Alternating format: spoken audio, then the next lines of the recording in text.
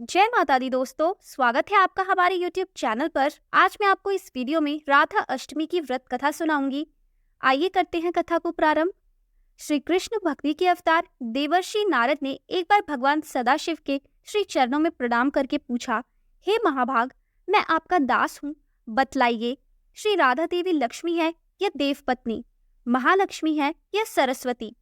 क्या वे अतरंग विद्या है या वैष्णवी प्रकृति है? कहिए, वे वेद कन्या है, देव कन्या है अथवा मुनि कन्या है? सदाशिव बोले, हे मुनिवर, अन्य किसी लक्ष्मी की बात क्या कहे? कोटि कोटि महालक्ष्मी उनके चरण कमल की शोभा के सामने तुच्छ कही जाती है।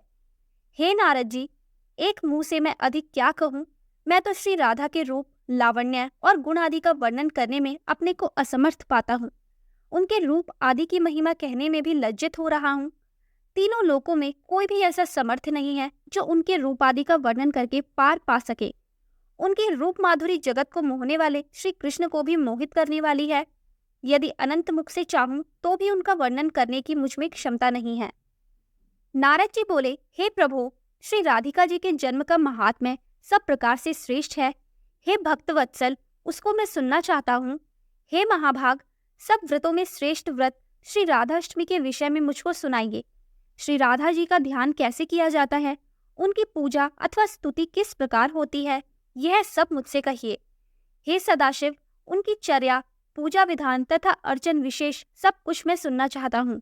आप बतलाने की कृपा करें।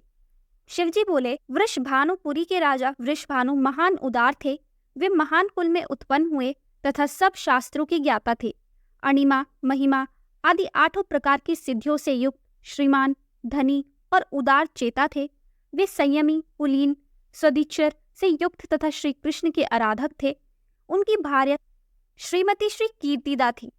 वे रूप यौवन से संपन्न थी और महान राजकुल में उत्पन्न हुई थी।